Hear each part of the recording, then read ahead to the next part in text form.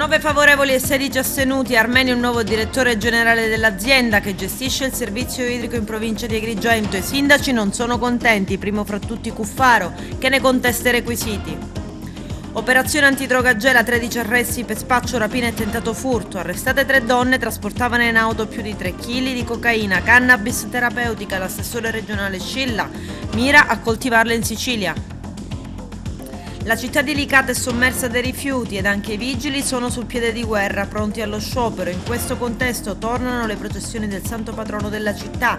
I festeggiamenti sono stati finanziati dall'imprenditore Giavarini. Palma di Montechiaro ospita Arazzo Settecentesco di Raffaello. Accademia di Studi Mediterranei organizza il 7° Forum Internazionale d'Agrigento. Aronica con il suo spettacolo Ombre torna al Pirandello.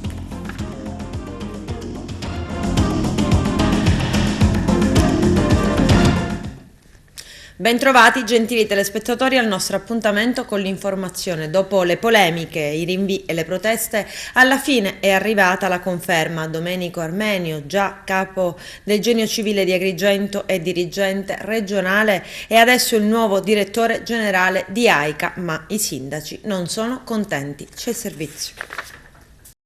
Adesso è ufficiale, Mimmo Armenio, già dirigente regionale, è il nuovo direttore generale di AICA. Sarà lui a guidare la società consortile, formata dai comuni della provincia che si occupa del servizio idrico. La nomina è stata ratificata dall'assemblea composta dai sindaci. 9 i voti favorevoli e 16 gli astenuti. Tra questi anche i grandi centri come Agrigento e Canicattì. Un'astensione che sarebbe dovuta servire a far saltare ancora una volta il banco, ma invano. Si pensava infatti che avrebbe permesso di annullare la votazione, ma alla fine il regolamento di AICA in questi casi prevede unicamente che il voto degli astenuti non si tenga in considerazione. La tensione è stata alta anche in questa riunione, certamente palpabile, con il primo cittadino di Raffadali, Silvio Cuffaro, che ha ripetutamente ribadito la propria contrarietà alla nomina di Armenio, contestando non il punteggio ma i requisiti attribuiti previsti dal bando, che gli hanno consentito di imporsi sul secondo selezionato, Claudio Guarneri. Inizialmente infatti erano 3 le figure individuate e giudicate da una commissione esterna per guidare AICA: Domenico Armenio, Claudio Guarneri, già direttore del lato Gesa di Agrigento, e Achille Furioso, presidente dell'Ordine degli Ingegneri di Agrigento. I numeri che hanno portato alla nomina di Armenio, che succede a Fiorella Scalia, testimoniano comunque fibrillazioni all'interno di AICA.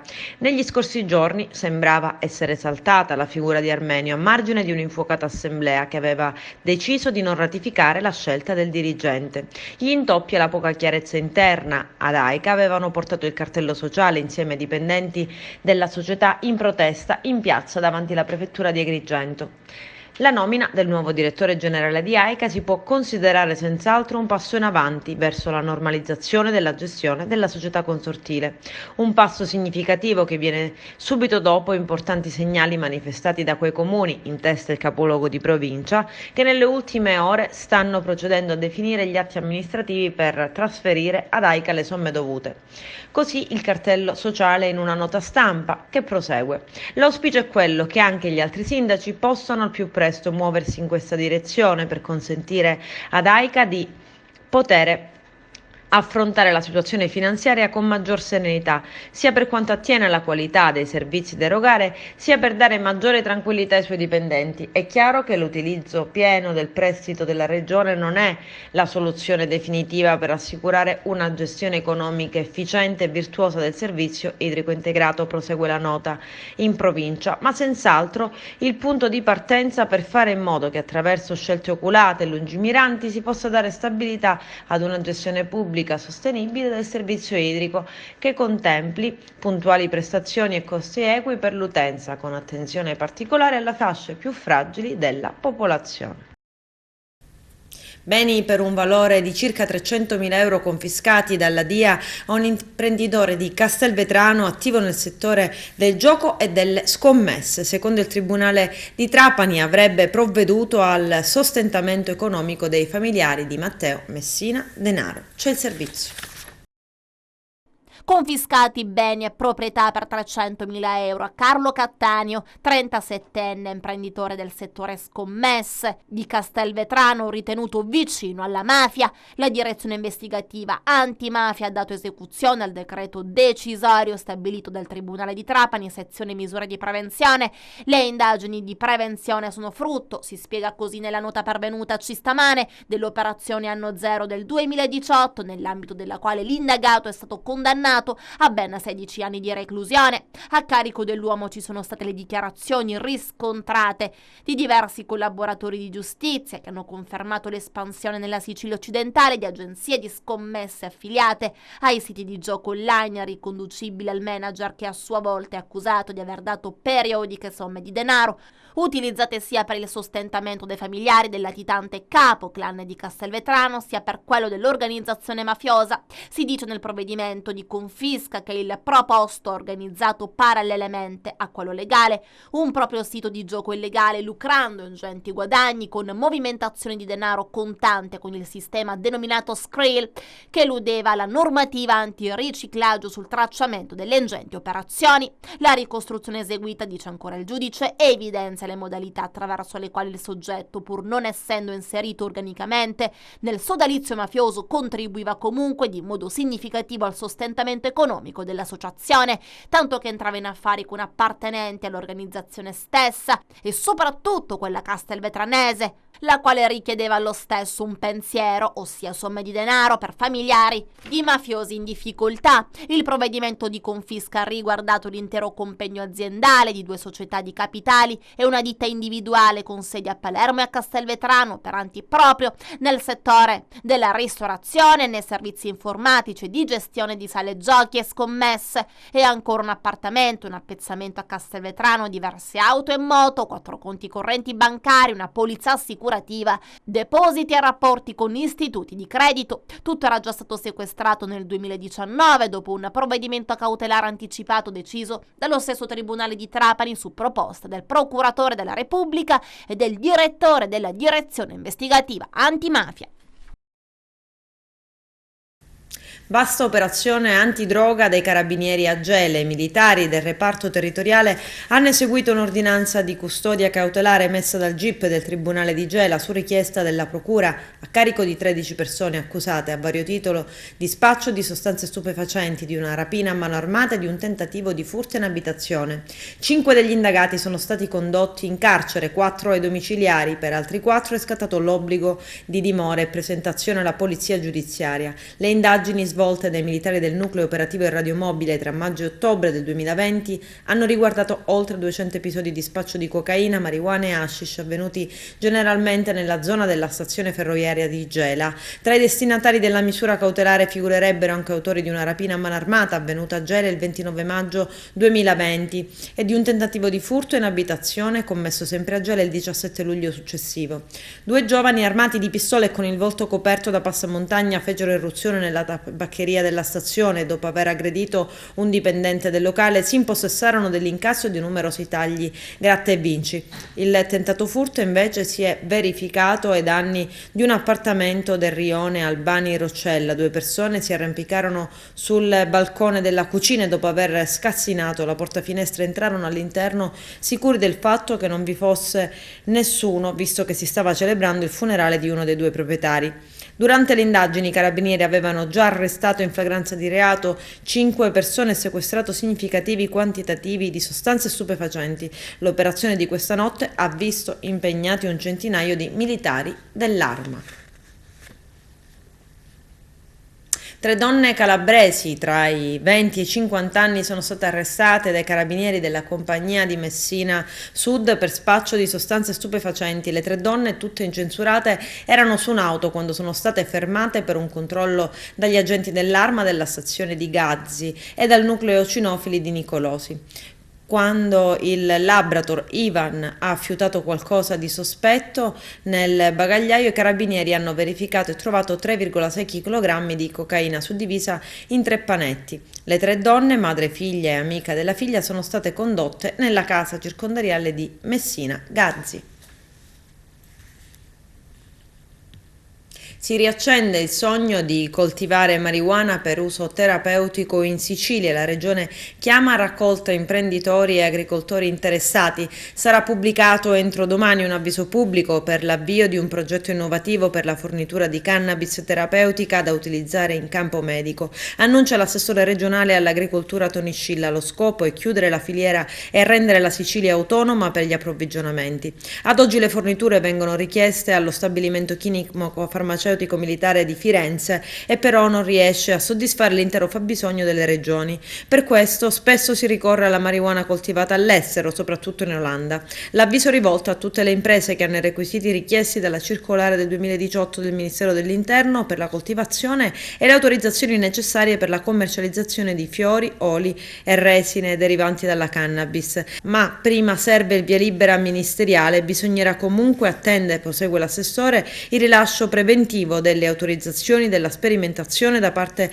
del Ministero della Salute. Dopo aver individuato il partenariato che abbia le adeguate competenze tecniche, professionali e finanziarie per la realizzazione dell'intera filiera, la Regione si attiverà richiedendo l'autorizzazione preventiva per lo sviluppo del progetto. Da un lato, conclude Scilla, saremo in grado di rispondere alle richieste derivanti dal fabbisogno accertato dalle autorità sanitarie nazionali di produzione di cannabis terapeutica, dall'altro potremo offrire una nuova occasione di reddito agli agricoltori siciliani. Dal 2020 la Sicilia è tra le 7 regioni che si fanno carico delle spese sostenute dai pazienti per l'acquisto della cannabis terapeutica. Per decreto firmato dall'assessore il farmaco è gratuito per i pazienti affetti da dolore cronico e neuropatico e da spasticità da sclerosi multipla che si rivolgono alle strutture sanitarie pubbliche. La prescrizione può essere fatta esclusivamente sulla base di un piano terapeutico della durata massima di 6 mesi, eventualmente rinnovabile. Non tutti i medici possono prescrivere la cannabis, ma soltanto medici dipendenti delle aziende sanitarie pubbliche regionali, specialisti di anestesia e rianimazione neurologica e nei centri di terapia del dolore. La cannabis può essere prescritta tramite cartine per uso orale per la preparazione di decotti, cartine e capsule per uso inalatorio tramite specifici vaporizzatori e tramite olio per uso orale. Ieri la Camera ha approvato la riforma della giustizia e del Consiglio Superiore della Magistratura. Adesso il testo del provvedimento passa al Senato. Vediamo. La Camera dei Deputati ha approvato ieri la riforma dell'ordinamento giudiziario che adesso andrà al Senato. Un primo passo che detta alcune regole che segna una marcia diversa rispetto al passato. Stop alle porte girevoli tra chi fa politica in magistratura, separazione delle funzioni, un sistema elettorale misto per l'elezione dei consiglieri togati del CSM e nuove regole per le nomine dei capi degli uffici. Soddisfatta la ministra Cartabia, che sottolinea come il testo approvato a Montecitorio è la riforma migliore possibile, ben consapevoli che tutto è perfettibile. Queste le sue parole. Siamo a un passaggio importante, ho ascoltato con molta attenzione tutte le osservazioni che sono state fatte, credo comunque che in questo passaggio abbiamo proposto la riforma migliore possibile, ben consapevoli che come ogni riforma sempre tutto è perfettibile. Ringrazio tutte le forze di maggioranza e di opposizione per il contributo offerto. Un passo importante anche per il vicepresidente del CSM Davide Ermini, che parla di una riforma necessaria e urgente che dà compiutezza al percorso riformatore della giustizia avviato in questi anni. Le novità riguardano il sistema elettorale misto del Consiglio Superiore della Magistratura, binominale con quota proporzionale. È saltato il sorteggio dei distretti di Corte d'Appello per formare i collegi che era stato inserito in commissione. Dovranno esserci un minimo di 6 candidati in ogni collegio binominale, di cui almeno la metà del genere meno rappresentato. Se non arrivano candidature spontanee o non si garantisce la parità di genere, ci sarà un sorteggio per arrivare al minimo dei candidati previsti. Per quanto riguarda le nomine, avverranno per gli incarichi direttivi sulla base di un ordine cronologico delle scoperture. Saranno pubblicati online gli atti ed i curriculum. Poi è previsto nella riforma il divieto di esercitare in contemporanea funzioni giurisdizionali e ricoprire incarichi elettivi e governativi, sia per cariche elettive nazionali e locali, sia per incarichi di governo nazionali, regionali e locali. A fine mandato, i magistrati che hanno ricoperto cariche elettive non possono più tornare a svolgere alcuna funzione giurisdizionale. Il magistrato che si è candidato ma non è stato eletto per 3 anni non potrà tornare a lavorare nella regione in cui ha corso per una carica elettiva. Adesso quindi la palla passa al Senato della Repubblica. Un 27enne originario di Ravanusa è stato denunciato per resistenza a pubblico ufficiale e lesioni dopo aver ferito 2 agenti di polizia che erano intervenuti per calmarlo all'uscita di un locale in contrada San Benedetto nella zona industriale di Agrigento. Il giovane, probabilmente alterato a causa dell'alcol, è andato in escandescenza prendendosela con gli avventori del locale, iniziando a inveire nei loro confronti. Poi si sarebbe anche armato di una spranga, continuando a provocare non pochi fastidi. Così è intervenuta una pattuglia della sezione volanti della questura di Agrigento per riportare la calma. 2 poliziotti sono rimasti lievemente feriti, ma sono riusciti a bloccare il 27enne, che è stato poi denunciato. Quest'ultimo, dopo essere stato portato nei locali della caserma Angelone, ha chiesto scusa capendo di averla fatta grossa. I licatesi tornano in processione in occasione della festa di Sant'Angelo, loro patrono, dopo 2 anni di stop imposti dalla pandemia. Licata è infatti uno dei comuni che anche durante quest'ultima Pasqua ha proseguito con il più alto regime di restrizioni anti-Covid. Adesso però, siglata l'intesa tra il comune di Licata e la Curia di Agrigento, i fedeli condurranno tra le vie della città le reliquie di Sant'Angelo, un cambio di rotta a distanza di 2 settimane che ha sollevato delle polemiche. A sottolineare come la Pasqua sia stata sminuita rispetto alla festa del patrono è il deputato regionale Carmelo Pullara, che si sofferma sul degrado in cui versa la città. Pullara chiede all'amministrazione in quali condizioni tale processione potrà essere svolta a causa dei cumuli di rifiuti per le strade dello sciopero dei vigili urbani già programmato per i giorni 2, 3 e 5 maggio. Netturbini sciopero per il mancato pagamento dello stipendio di marzo, ha detto. Identica situazione quella dei vigili urbani in attesa del salario accessorio dello straordinario del 2020 e a causa di ciò pronti a scioperare nei giorni della festa patronale. È chiaro, conclude, che la loro astensione influirà negativamente. Marcello Giavarini ha accolto subito l'appello del sindaco di Licata Pino Galanti, che era stato rivolto agli imprenditori. Ha donato 15.000 euro per la festa di Sant'Angelo, santo patrono della città. Il nostro direttore Arturo Cantella. L'imprenditore Marcello Giavarini, già presidente della società di calcio dell'Akragas, uomo d'affari molto noto nel nostro territorio ma anche all'estero, per restare fedele alla sua tradizione ha deciso di donare la somma di 15.000 euro alla sua città per salvare la festa del patrono Sant'Angelo a Licata. Giavarini afferma come metto a disposizione dell'amministrazione comunale di Licata la somma di 15.000 euro per consentire l'organizzazione dei festeggiamenti. Giavarini ha accolto subito l'appello che il sindaco di Licata Pino Galanti ha rivolto agli imprenditori.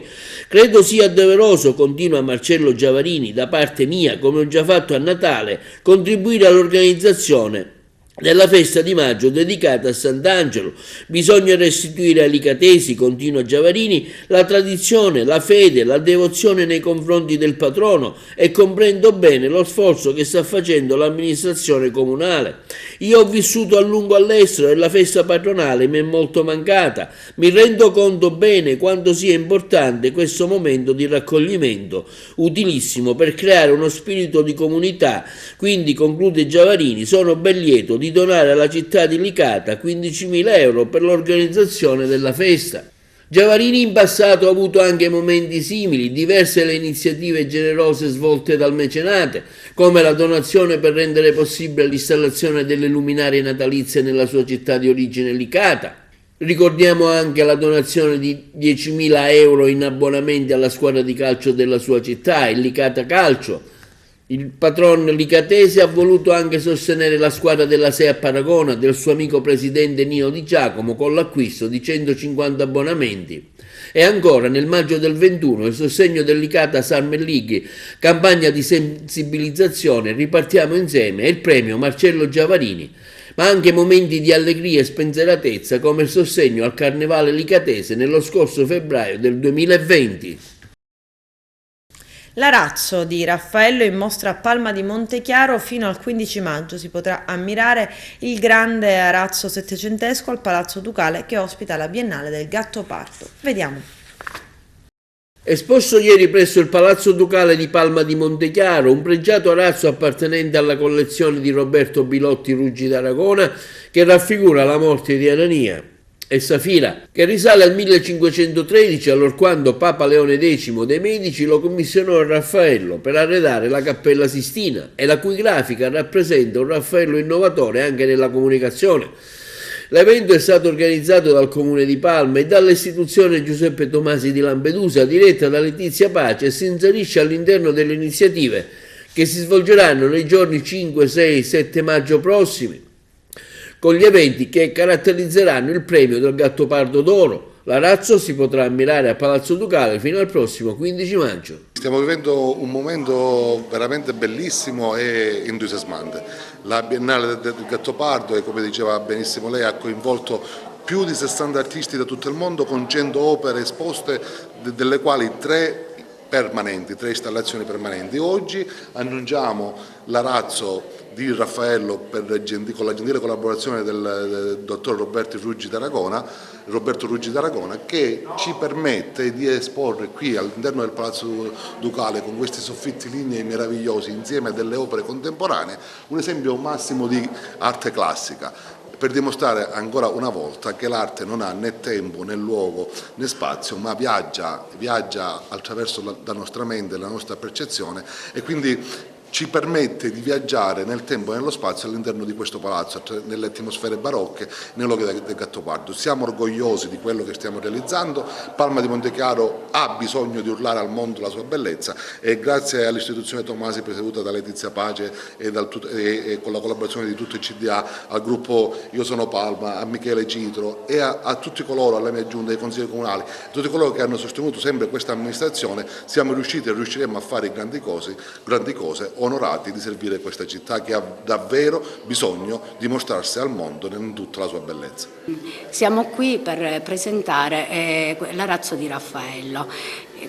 Devo ringraziare prima di tutto il dottore Roberto Bilotti per la sua generosità, perché se questo arazzo oggi si trova qui è grazie a lui. È un arazzo quindi di Raffaello che esprime anche, ci fa capire l'influenza che Raffaello ha avuto in Sicilia. Fa parte di questo è il primo evento di una ricca programmazione che l'istituzione Tomasi intende intraprendere e che ha intrapreso in verità, quindi un programma culturale e artistico, perché solo attraverso l'arte si può avere un cambiamento, convinti di questo, fortemente convinti, che il cambiamento avviene attraverso la cultura e in questo caso l'arte. Ricordiamo i eventi che ci saranno da qui a breve, qui a Palma di Montechiaro, e che organizzate come fondazione, Presidente? Sì, questo, come ho detto, si inserisce in una ricca programmazione che il 5, il 6, 7 maggio ci sarà il premio Gattopardo d'Oro a Palma di Montechiaro, quindi si svolgerà in queste 3 giornate, verranno artisti e personaggi importanti dello spettacolo, ma non voglio anticipare niente per non rovinare la sorpresa. Abbiamo anche avuto la Biennale e quindi anche questo arazzo così bene si colloca nella Biennale del Gattopardo, partner dell'istituzione, in questo caso l'associazione Io Sono Palma. Le iniziative si svolgono all'interno del Palazzo Ducale, che ha una sua funzione. Quale esattamente?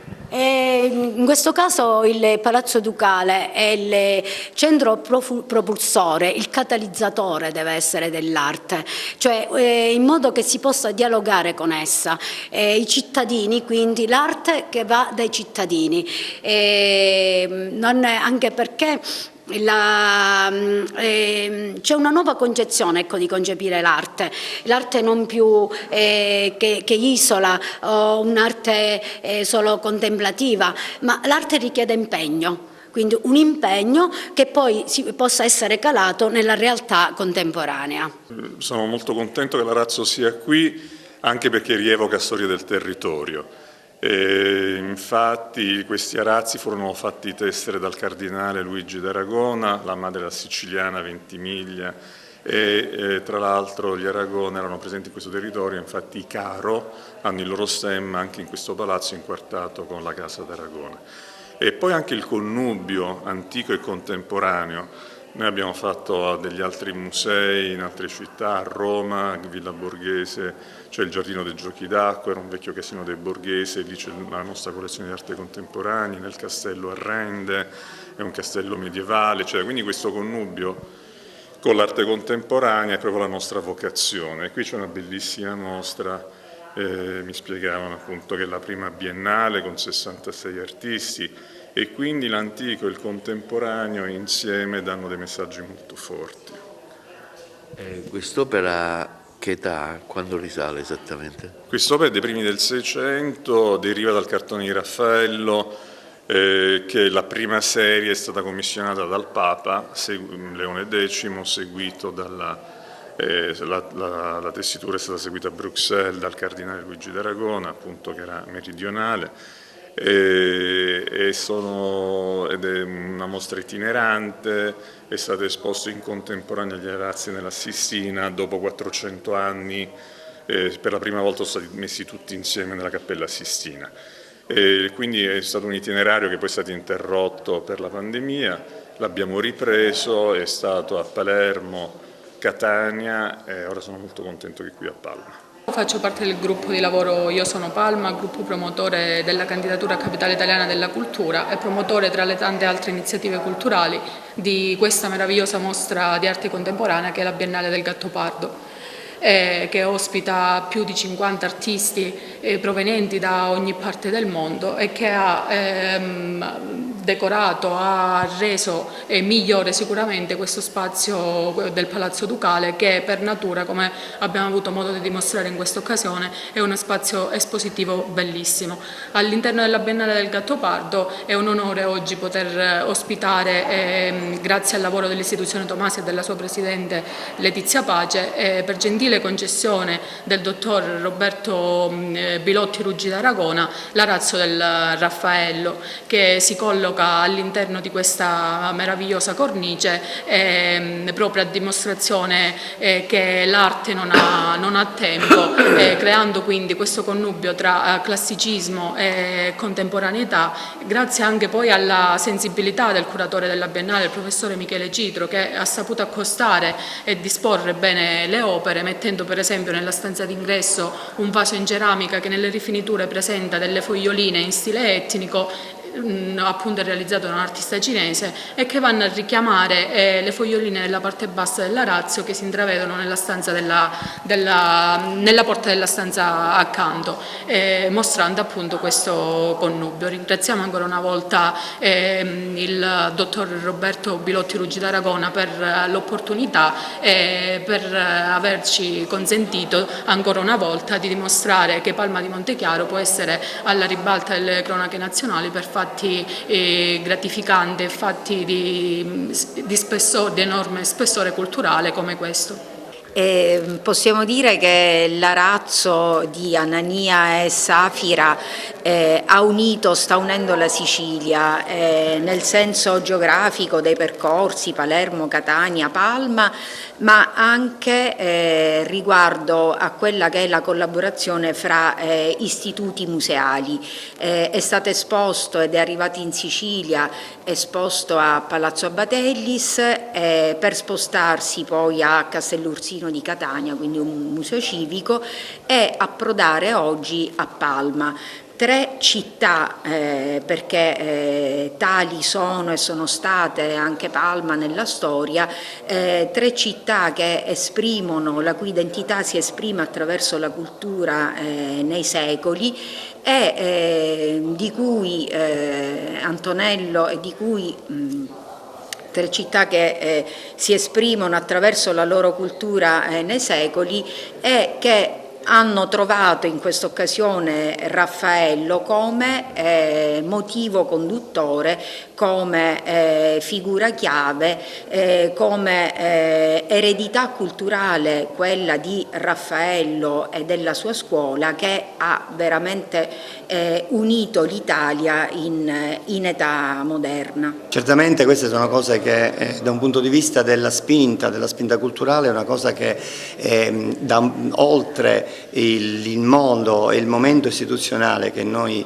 investiamo, perché abbiamo un territorio, ricordiamolo, che il Parco della Valle dei Templi abbraccia in modo distrettuale da Licata a Monte Tranone, passando per anche l'offerta culturale delle singolarità, delle unicità, e pur non essendo una struttura afferente, in ogni caso noi promuoviamo comunque in ogni caso le evoluzioni e anche gli incrementi di carattere culturale. Questa è un'occasione molto interessante, molto importante, che porta anche a livello istituzionale ciò che è stato fatto anche da un'altra istituzione, che ricordo della Soprintendenza dei Beni Culturali, che ha anche accompagnato quello che vedete oggi qui a Palazzo Ducale, cioè un recupero in forma di allestimento temporaneo, che in ogni caso fa di questi luoghi in ogni caso una struttura che si apre anche alle possibilità di occasioni come quella di oggi. Adesso c'è la pubblicità, a tra poco, vi aspetto. Il forum internazionale organizzato dall'Accademia di Studi Mediterranei di Agrigento giunge alla sua 7ª edizione, una 3 giorni dedicata alle sfide dell'Europa in un mondo che cambia, il 27, il 28 e il 29 aprile a Casa San Filippo, sede dell'Ente Parco Valle dei Templi. Vediamo. Al via stamani il 7° forum internazionale organizzato dall'Accademia Studi Mediterranei di Agrigento, che vede come presidente onorario la professoressa Assuntina Gallo Afflitto, dal tema Le sfide dell'Europa in un mondo che cambia. Gli eventi si articoleranno in una 3 giorni e si svolge presso la sede del Parco della Valle con diverse interessanti tematiche. Oggi la prima: migrazioni e diritti umani. Un forum estremamente attuale di fronte a sfide almeno in parte inedite che ci vengono proposte dalla situazione presente, e il nostro tentativo sarà proprio quello di educare i giovani e di prepararli a questa situazione nella quale si trovano a vivere, affinché siano protagonisti di una civiltà nuova di pace. Una 3 giorni intensa dove si parlerà anche di immigrazione. Sì, si parlerà anche di immigrazione, dei diritti dei migranti, si parlerà delle altre sfide importanti che si propongono, e soprattutto direi uno sfondo di dialogo tra le culture e le religioni. Ecco, questo potrebbe essere risolutivo. Anche per questo conflitto? Anche per questi conflitti, certo. Se non c'è l'ascolto, se non c'è il dialogo, le armi servono a ben poco. L'Accademia è sempre attenta a queste tematiche? Estremamente attenta fin dalla sua fondazione, ormai trentennale, e noi vediamo che dei risultati li abbiamo raggiunti. Basti guardare il Giardino dei Giusti, che è una testimonianza molto forte in se stessa. Ieri c'è stato un evento con alcuni alunni di diversi istituti, la Montalcini, che hanno contribuito con dei lavori proprio a ricordare questi momenti. Sì, e il titolo era del concorso, del bando, era Accogli un giusto, e infatti questi ragazzi si sono impegnati notevolmente con le loro classi, con i loro insegnanti, e hanno prodotto soprattutto dei clip, dei video, ma anche delle composizioni di altissimo valore. In questo momento il forum, che proprio era stato programmato prima, invece è stato molto profetico, perché la situazione appunto di questo assalto alla democrazia da parte della Russia è un momento veramente drammatico e difficile, è un momento in cui la cultura europea deve solidificarsi ancora di più e questi sono i temi, non sarà solo l'immigrazione, ma invece proprio la tenuta proprio anche culturale dell'Europa, capito? Un impegno che dura 3 giorni intenso da parte dell'Accademia? Sì, 3 giorni di relazioni, anche di grossi relatori che insomma danno in qualche maniera la misura del problema che stiamo vivendo. Io oggi, come nelle altre edizioni a cui ho partecipato, più che dare ricevo dall'Accademia, ricevo da Agrigento, ricevo dalla Sicilia, ricevo gli stimoli, la cultura, la storia, la bellezza di questi posti. Quindi sono qui per prendere e poi cercare nel mio piccolo di restituire nello specifico di un dibattito che oggi vede protagonista, e non solo nell'edificio meraviglioso alle nostre spalle dove si svolgerà il convegno, l'Europa, con le sue sfide, le sue contraddizioni, le sue difficoltà, anche le sue potenzialità, insomma, l'Europa dall'alto ma anche l'Europa dal basso. È un momento difficile, insomma, anche per l'Europa, per il ruolo che ha, è un momento di guerra. Si stanno sedimentando tutta una serie di crisi. Una dopo l'altra, sembriamo non uscirne mai, insomma, abbiamo tuttora quella economica, abbiamo quella pandemica, abbiamo quella bellica, ma non è che si chiude una crisi e se ne apre un'altra, si mette una sopra l'altra, sulle nostre spalle un peso incombente, per uscirne fuori, come si diceva al tempo della pandemia, come se poi fosse tra l'altro terminato, e non lo è, tutti insieme, per forza tutti insieme, cercando però di darci delle parole d'ordine, di darci delle linee comuni, insomma, devono essere quelle del dialogo, dell'accoglienza, della pace, questo sicuramente.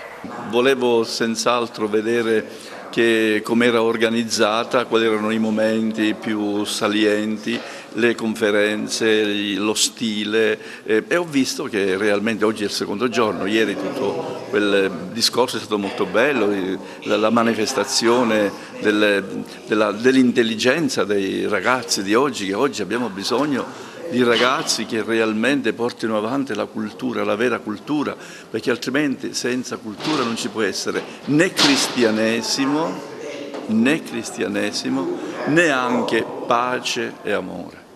Quindi c'è bisogno di questi momenti culturali molto elevati per elevare la manifestazione del come vivere quotidianamente nella vita. Speriamo che queste manifestazioni siano veramente aperte affinché la luce, diciamo così, e la verità diventi sempre più lo stile di vita dell'uomo. Quale messaggio lanciare da Agrigento? Ma io qui ad Agrigento è ormai da tantissimi anni che organizzo sempre cori in concordia, per cui questa parola concordia è fondamentale, perché la concordia io sono solito dire, esprimerla come armonia di cuori, armonia di intelligenze. Armonia è, la definizione latina è discordia concors, cioè le diversità che concordano. Ora, la diversità che concorda è lo stile della creazione di Dio. Dio crea tutto diverso, ma tutto in grande armonia, sia la natura sia le persone.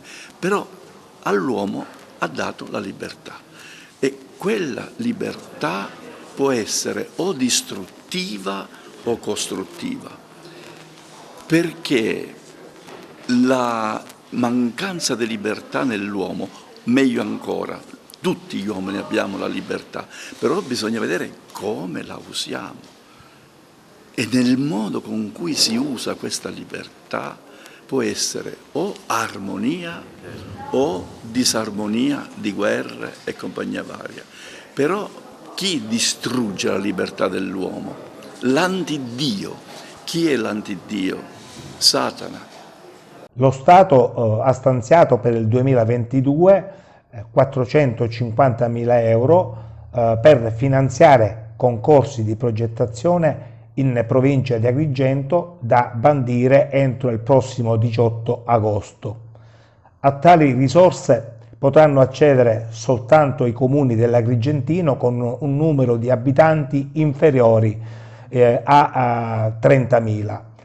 L'obiettivo del legislatore è proprio quello di consentire ai piccoli comuni del centro meridione di poter acquisire un parco progetti di qualità per poter poi partecipare ai bandi del PNRR e ai bandi della programmazione dei fondi comunitari strutturali 2021-2025. L'Ordine degli Architetti è pronto a offrire il proprio contributo e a sostenere tecnicamente i comuni che intendono fruire di questa importante opportunità bandendo ai concorsi entro il 18 agosto e in particolare siamo pronti a mettere a disposizione attraverso un semplice protocollo d'intesa la piattaforma informatica del Consiglio nazionale, oramai collaudatissima, su cui i concorsi viaggiano sempre più veloci e con ampia garanzia di anonimato. Siamo pronti anche ad offrire ai comuni interessati gli elenchi degli architetti dotati di apposita formazione proprio specifica per svolgere il ruolo di coordinatori dei concorsi. E infine devo dire che siamo lieti di aver conseguito, di aver ottenuto questo importante segno di apertura da parte dello Stato nei confronti dei concorsi di progettazione, con l'auspicio che ciò possa tracciare un percorso virtuoso per rilanciare la qualità architettonica al centro dei processi di sviluppo e di rilancio economico di contesti territoriali in difficoltà come il nostro. Ombre al Teatro Pirandello di Agrigento, cresce l'attesa per lo spettacolo di Gaetano Aronica e la compagnia del Teatro Pirandello in cartellone sabato 7 e domenica 8 maggio. C'è il servizio. Gaetano Aronica, quali sono i programmi, i progetti a cui tu stai lavorando dopo l'esperienza della guida del Teatro Pirandello? Intanto sono felicissimo che ci sia una continuità con la mia città, con il mio territorio, al di là della carica istituzionale. È chiaro che nella vita ci sono i pro e i contro, bellissimi i miei anni al Pirandello, quando lo vedo splendere mi emoziono sempre, mi sento anche un po' nel mio piccolo responsabile di questa rinascita, perché ce l'ho messa tutta in questi 5 anni, conosco ogni angolo del teatro. I progetti sono stati tanti, siamo cresciuti con un pubblico che ama anche la sperimentazione, l'innovazione, il coraggio dell'arte che non deve mancare mai, altrimenti non si tratta di arte. Il progetto che avevo a cuore non è sfuggito a questa città meravigliosa e il progetto va avanti. E come dicevano i grandi giudici, le idee vanno avanti con le loro gambe o con le gambe di chi ci segue, non ha importanza che ci sia io o che ci sia qualcun altro. Io continuo a fare il mio lavoro, anzi devo dire pure, ecco, io mi sento Agrigento, ti parlo come se parlassi a un amico, è vero, nella vita c'è sempre un lato positivo e sicuramente ho riacquistato la mia libertà, ho riacquistato tante cose che in questi 5 anni purtroppo avevo trascurato per dedicarmi interamente al Teatro Pirandello, compreso il mio rapporto con il mio lavoro di interprete nel cinema e nella televisione, con i miei figli, insomma, per cui devo sempre ringraziare Agrigento comunque vadano le cose. Cosa proporrai prossimamente? So che stai lavorando a un progetto teatrale. Guarda, io ho 3 testi da mettere in scena. Importanti, non posso dire i titoli degli altri 2 perché il più importante, diciamo il progetto in questo momento per il quale mi sto spendendo al massimo è Ombre, un testo originale che ho scritto insieme ad Adriana Sabatini, famosissima casting del cinema italiano con la quale ho avuto il piacere e l'onore di lavorare in passato. Abbiamo scritto questo testo da una storia vera. Non voglio rivelare nulla perché è un mystery, è un giallo, lo dice il titolo stesso, Ombre, un giallo siciliano, è la storia di una ragazza che vuole diventare magistrato, ma è anche una donna che visse 2 volte. È uno spettacolo straordinariamente coraggioso, innovativo, pieno di significati, e che parla molto della nostra Sicilia, ma la cosa più bella, e qui vorrei anche invitare Arianna Vassallo, che è la mia assistente alla regia, che mi sta dando una grossa mano, perché come dicevi tu, oggi che non abbiamo più la carica istituzionale, siamo dei liberi professionisti, ci hanno dato una sala, come si fa con gli artisti di tutte le parti d'Italia, dove provare, e noi da buoni ospiti diciamo, lavoriamo per dare il meglio a questa città, perché saremo qui il 7 e l'8 di maggio al Teatro Pirandello. La cosa importante, la cosa che mi piace dire è che è stata proprio la direttrice del Biondo, Pamela Villoresi, a farmi scoprire e a farci scoprire il significato di Ombre, perché io non potevo saperlo. Io l'ho scritto 2 anni fa e lo spettacolo fu interrotto dalla pandemia. Pamela Villoresi mi ha chiamato al Biondo per dire che appunto desiderava questo spettacolo, perché diceva: ha in mano lo spettacolo dell'anno. Perché? Perché finalmente uno spettacolo che parla di giudici, parla di valori fondamentali, non solo nella nostra vita, diciamo, nel nostro vivere civile, nel nostro vivere, nella nostra politica, eccetera, senza mai nominare né Falcone né Borsellino. Dunque in questo senso il nostro progetto si pone come originale e unico, perché racconta una storia senza cadere diciamo così, nel banale, nel déjà vu. Come sapete io stesso ho interpretato almeno un paio di volte Paolo Borsellino, onoratissimo per questo, per il pudore e il rispetto che ho nei confronti di questa figura istituzionale, che per me è un nome tutelare. Ho preferito scrivere qualcosa che si riferisse ai suoi grandi insegnamenti, ma che non citasse direttamente lui. Arianna Vassallo qui con me, come vedete siamo una bella squadra, una piccola squadra, e io sto molto bene con lei, perché stiamo facendo un bellissimo lavoro, per cui adesso tocca a te spendere 2 parole contro di me. Contro di te, esatto. Io e Gaetano ormai facciamo squadra da più di 5 anni, facevamo squadra alla fondazione perché io ero la referente per le scuole, e facevamo squadra e facciamo squadra nella compagnia in cui io sono stata sia cantante che attrice che aiuto regia, e adesso per Ombre continuo questo ruolo di assistente alla regia. È uno spettacolo bellissimo, non dovrei dirlo perché giustamente faccio parte della compagnia, però è uno spettacolo commovente, è uno spettacolo speciale.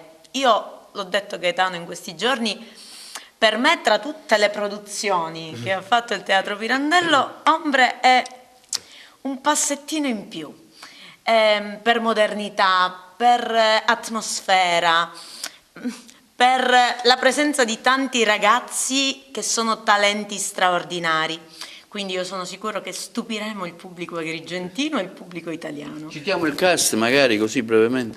Citiamo il cast: la nostra giovanissima Viola Provenzano, che è una delizia, Silvia Frenda, ormai consolidata attrice la nostra compagnia, Emanuele Carlino, Fabrizio Milano, Marcella Lattuca, e dimentico? No. Franco Bruno e Nicola Puleo. Sì, ripeto, siamo veramente i 4 evangelisti, erano 3, Luca e Matteo, ma sono felicissimo di lavorare proprio nello specifico sulle persone. Hai toccato dei punti importanti. Il primo, quello della protagonista. È uno spettacolo che ha il coraggio di proporre una protagonista di 20 anni, e questo piacerà molto ai giovani, perché si riconosceranno nella storia di Angelina, di questa ragazza che viene dal liceo e che desidera fare il magistrato, e la sua storia. È la sua storia vissuta in maniera direi fantasiosa e poco. E fantasiosa, lunare, immaginifica, visionaria, quello che vogliamo. Poi la cosa importante che ha detto Arianna, se mi consentite, fondamentale, è proprio che questo spettacolo è vero che è un passo avanti, forse anche qualcosina in più, ma è anche vero che, come dire, è un po', diciamo così, la cartina di tornasole di una certa coerenza intellettuale e anche artistica di quello che era il nostro progetto. Cioè noi non abbiamo, anche perché abbiamo ereditato il teatro in condizioni ben diverse da quelle in cui l'hanno ereditato i nostri colleghi, noi dovevamo ricostruire, dovevamo iniziare un percorso che era a zero, siamo stati pionieri, no, di questa, nel bene e nel male, non mi sto dando nessun merito, ognuno pensi quello che vuole di quello che abbiamo fatto, ma noi ci abbiamo creduto. E naturalmente siamo cresciuti con il pubblico, perché un progetto ha bisogno di tempo. 5 anni sono persino pochi, continueranno benissimo gli altri, però noi quello che abbiamo voluto comunicare assieme al pubblico che ci ha seguiti e ci ha stimolati in questo rapporto di crescita, noi abbiamo voluto dimostrare che per fare un progetto ci vogliono le risorse, ci vuole tutta la città, l'entusiasmo di tutta la città, perché un progetto non si fa oggi, si fa per il domani, si fa per consegnare un Agrigento diversa alla storia. Il progetto non è dato dalla serata estemporanea, che ci vuole, che va benissimo. Un progetto è dato da una visione prospettica, per arrivare alla quale bisogna anche soffrire, perché nulla c'è di facile in questa vita. Poi a me le cose facili non piacciono, per cui la differenza tra un progetto e la famosa una tantum è proprio la differenza, secondo me, che c'è tra la buona e la cattiva Sicilia, se mi permettete, perché noi purtroppo siciliani, e qui non parlo più di Agrigento, mi permetto questa piccola digressione, il nostro limite è stato proprio quello di non credere nella costruzione delle idee, lo diceva anche Sciascia, cioè di credere sempre, per dirla un po' in maniera molto semplicistica, di non credere mai alla gallina domani, ma di affaccendarci tutti per l'uovo oggi. E a volte l'uovo oggi crea scompiglio, crea risse, crea violenza, crea invidie, cattivi sentimenti che abbiamo affrontato non a caso l'estate scorsa in Vizi Capitali. Quest'anno, come dice Arianna, siamo oltre, usciamo dai vizi capitali per proiettarci in una storia contemporanea con riferimenti grandiosi. Che ne dici? Assolutamente. Allora, appuntamento? Allora, appuntamento. Ombre. Dunque, Ombre andrà in scena ad Agrigento il 7 e l'8 maggio al Teatro Pirandello, con Viola Provenzano, giovanissima protagonista, al suo quasi debutto, perché ha recitato in Vizi Capitali, faceva la sorella di Mozart, un ruolo inventato. Nanerl. E qui invece è Angelina la protagonista, poi c'è Silvia Frenda che fa Mia figlia Chiara assieme a Emanuele Cardino, Fabrizio Milano che fa Carlo, il procuratore capo è Franco Bruno, il padre è Nicola Puleo e Marcella Lattuca è la gran madre, la madre, poi Arianna assistente alla regia, poi abbiamo Manuela Petrotta ha fatto il progetto grafico e poi abbiamo scene e costumi della grande Flavia Cocca con Francesco Di Stefano, mi pare di non dimenticare nessuno, Noemi Castronovo ci aiuta nei movimenti di scena, insomma è una bellissima squadra e tra l'altro preciso, squadra totalmente agrigentina, cioè questa compagnia prosegue nella tradizione di lavorare con persone di Agrigento e provincia, con persone del territorio, perché si deve, l'ho fatto prima, il discorso non mi ripeto, un progetto comporta anche un'attività laboratoriale intensa prima di avere il coraggio di proporla a un pubblico così qualificato come quello della nostra amatissima città. Calcio Serie D allo stadio Liotta, Licata batte Santa Maria Cilento 1-0. Vediamo.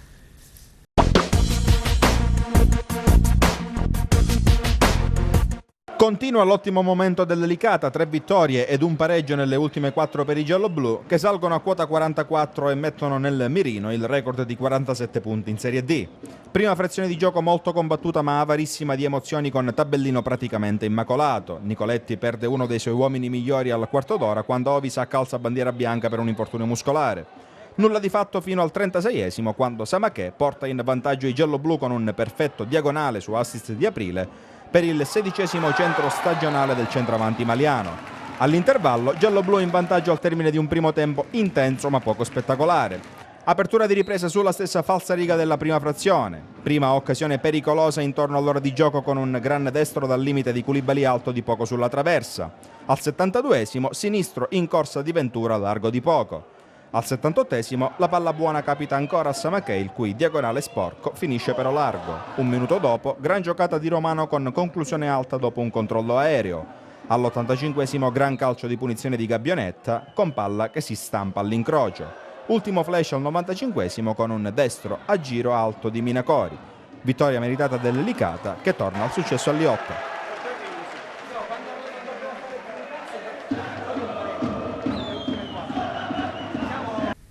Con questo è tutto, termina qui l'edizione del telegiornale. Grazie per la gentile attenzione e per essere stati con noi. A presto.